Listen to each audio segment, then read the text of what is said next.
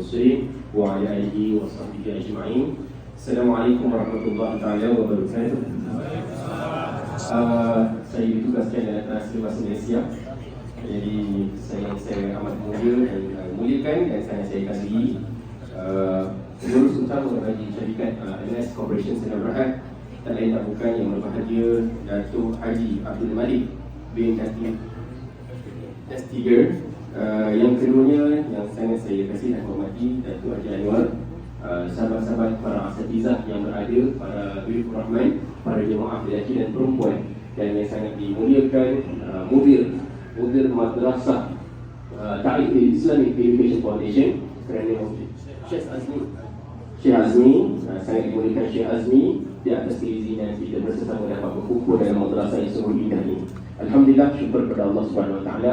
Saya diberi masa yang sangat singkat sebenarnya untuk mengulas beberapa perkara berkaitan dengan umrah bagi para jemaah. Jadi saya mengulas sedikit postmortem yang kita boleh lakukan di sini adalah berkaitan dengan umrah ini terdiri daripada 5 perkara rukun yang harus kita ingat dan kita teliti, iaitu yang pertama niat serta memakai ihram. Bagi lelaki dan perempuan harus diingat yang pertamanya adalah niat.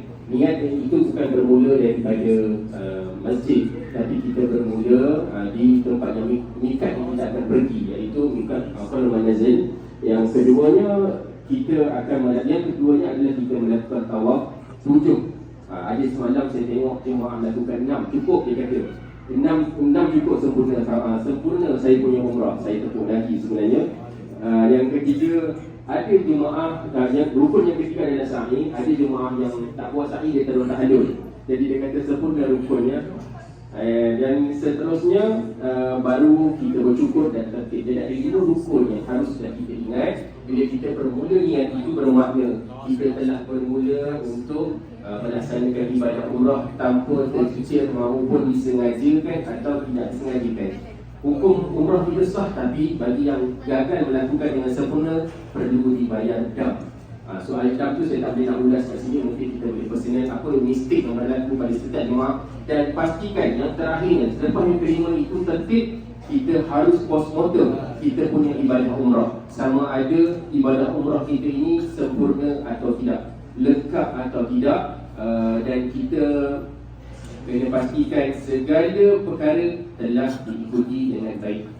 Jadi kita tidak mahu jemaah pulang dalam keadaan yang terhutang dengan Allah Subhanahu Wa Taala. Ini ada satu perkara yang saya tegaskan dan saya sangat tekankan kepada para jemaah, walaupun ia adalah kerajaan daripada Datuk dan syarikat, kita nak pastikan jemaah lakukan sebaik-baiknya kerana Allah Subhanahu Wa Taala.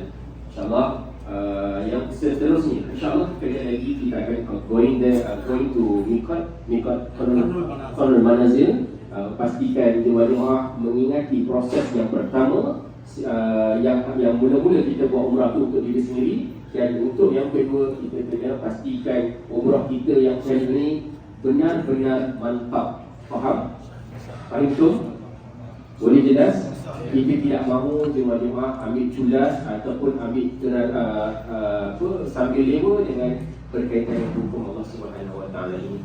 Sebab ia bukan saja dipertikai di dunia, tapi akan dipertikai di mahsyar nanti. Jadi minta sama-sama jemaah bertanggungjawab atas diri sendiri melalui ibadah yang telah dilakukan. Okey, saya juga nak tekankan di sini, untuk kita melakukan ibadah umrah nanti, ada perbincangan telah kita lakukan untuk dibagikan kepada 2 kumpulan. Untuk melancarkan proses umrah kita sebentar nanti, kita akan pecahkan kepada 2 kumpulan. Jadi saya Haji Syahril akan mengambil jemaah-jemaah yang uzur. Uzur ni bukan uzur yang, maksud saya uzur kesihatan. Nak buat umrah tapi kesihatan tu tidak mengizinkan. Di atas perbincangan juga kita ambil kira kelancaran jemaah-jemaah untuk melakukan ibadah umrah yang sihat kita akan lakukan di belah bawah. Dan jemaah-jemaah yang terutama ibu dan ayah yang terlihat seperti tidak mampu untuk melakukan dalam keadaan tersesak-sesak, adalah lebih baik lakukan di RS3 dan sa'i di RS3 bersama dengan saya supaya proses umrah itu tadi sempurna walaupun sedikit jauh. Difahamkan juga untuk maklumat semua, proses yang untuk tawaf dan sa'i kita ambil lingkungan dalam 6.5 km perjalanan itu. Jadi tawaf itu lebih kurang dalam 3 km lebih, sa'i itu dalam 3 km, lebih kurang hampir dekat 7 km. Perjalanan kita daripada lampu hijau sehinggalah tamat kita di Marwah, Safa, Marwah, Safa. Semalam juga ada jemaah kita yang kiraannya tu salah, pastikan ada simbol ataupun bawa apa-apa bahan yang boleh do your own calculation sendiri, bawa tasbih ke ataupun benda-benda yang boleh dikira supaya tidak tidak melakukan sebarang kesilapan semasa melakukan tawaf dan sa'i. Dan juga pastikan semua jemaah mematuhi pantang larang dalam keadaan berihram.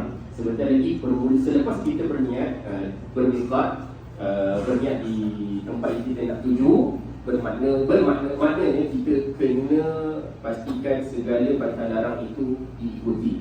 Maaf saya sebut lelaki tanggalkan pakaian dalaman, yang perempuan pun sama. Kemudian jagalah auratnya. Dan yang saya ini sangat tekankan bagi muslimat, muslimat, walaupun kita ni lelaki pakai ihram, janganlah sampai kepala lutut keluar, ya, aurat lelaki kena tahu batasnya di mana. Kemudian yang perempuan pastikanlah auratnya juga dijaga dengan baik. Okey, saya rasa itu saja. Busy enough? Busy enough? Fine. Busy enough. Okey, saya dapat beri masa yang sangat singkat. Saya dapat ulas sedikit ni pun sebagai orang kata lontaran kepada jemaah supaya ingatan ini adalah ingatan untuk saya juga. Saya juga nak pastikan jemaah-jemaah saya dalam keadaan yang selamat semasa umrah. Tolong jangan buat kepala tahu ataupun sendiri tahu-tahu nak bergerak ke mana-mana. Pastikan berada dalam jemaah. Sebab ini kita ambil ibrah ataupun apa yang telah berlaku sebelum ini jemaah kita hilang. Bukan supaya sesiapa, adalah bila kita ada sifat selfish, penting diri, dia akan memberi implikasi atau impak kepada jemaah yang lain, juga pada pihak pengurusan. Kita tidak mahu jemaah yang sendiri buat hal sendiri, nak bergerak sendiri. Jadi walaupun ada pengalaman, sekurang-kurangnya satu perkara yang mudah anda diletakkan dalam satu grup WhatsApp, maklumkan lokasi anda. Okey, saya sedang buat tawaf sunat, saya sedang buat umrah wajib. Maklumkan keberadaan anda supaya kami kalau ada apa-apa yang berlaku pada antum semua, kami tahu lokasi terakhir anda di mana. Jelas di sini? Jelas? Cukup dan kemudian insya-Allah saya serah kembali kepada Al-Fadhil Ustaz Abu Bakar. Syukran jazilan. Semoga Allah Subhanahu Wa Taala menerima segala amal ibadah kita dan kita pulang dengan umrah yang mabrur insya-Allah. Amin.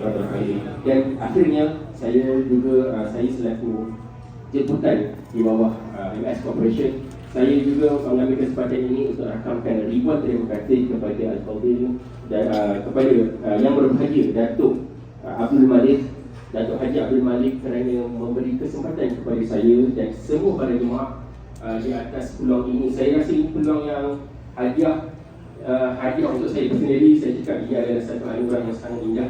Sebab sepanjang 7 tahun kami berkahwin, kami tidak pernah travel jauh. Ini adalah travel yang pertama. Dan sebenarnya memang kami ada hajat Datuk daripada KL, kami tak dapat digunakan zuriat. Jadi kami sebenarnya beri kesempatan dan peluang ini untuk diberikan zuriat. Tolong sama-sama aminkan supaya Allah Ta'ala berikan saya dan isteri zuriat. Saya tak tahu nak bagi apa pada Datuk, hanya doa Datuk yang terbaik dunia dan akhirat. Dan semua jemaah semua, insya-Allah. Assalamualaikum warahmatullahi wabarakatuh. ஜஸாக்கல்லாஹு கைர்.